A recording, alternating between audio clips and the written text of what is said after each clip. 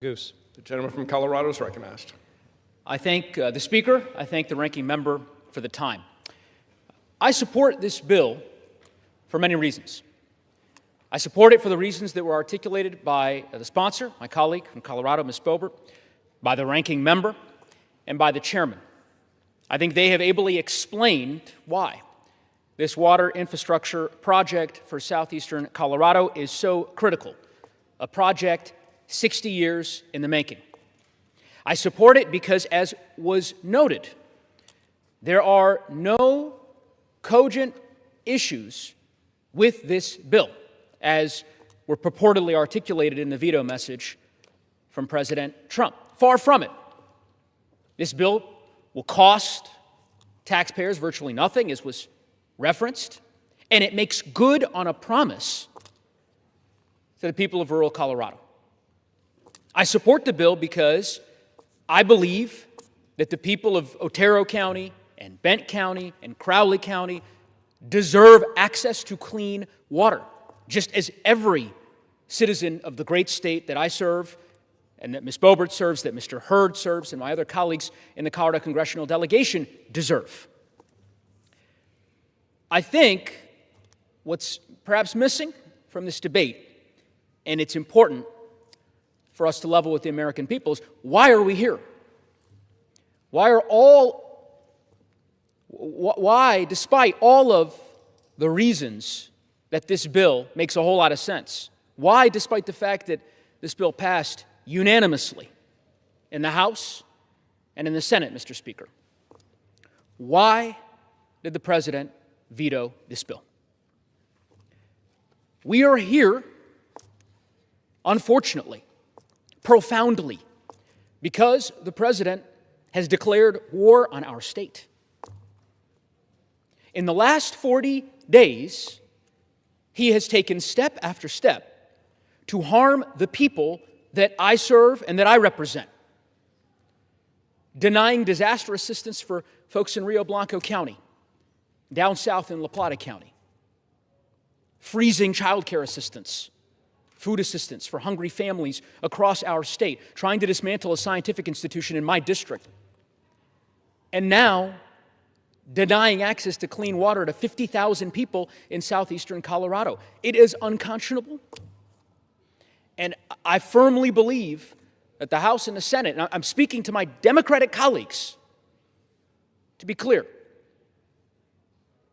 that it is important in this moment for members to support this override and ensure that this promise that was made to the people of southeastern Colorado is not impaired, it's not abrogated by the President's retaliation against the state of Colorado. We cannot let that become the new normal. And I will say to all of my colleagues, as you consider where you land on this particular vote, let me be abundantly clear. It does not matter if your community supported Donald Trump politically. If we don't take this step, trust me, no town is safe. No county is safe. No state is safe from political retaliation by the administration. We will be back here on the floor debating a veto for a project in Arkansas or in Texas or in Ohio. The House has an opportunity, in my view, to do the right thing on the merits, to support this important legislation that Ms. Boebert has introduced, that she has fought for with our colleagues in the Senate, Senator Bennett and Senator Hickenlooper.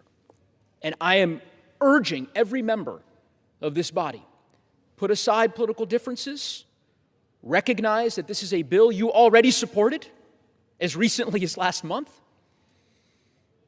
recognize that it's going to have a dramatic and consequential impact on a lot of Americans, hardworking Americans in the rural parts of our country, and vote in the affirmative on the override. And with that, Mr. Speaker, I'll yield back the balance of my time to the ranking. The House recognized the gentleman from Colorado, who rose in strong support of the bill.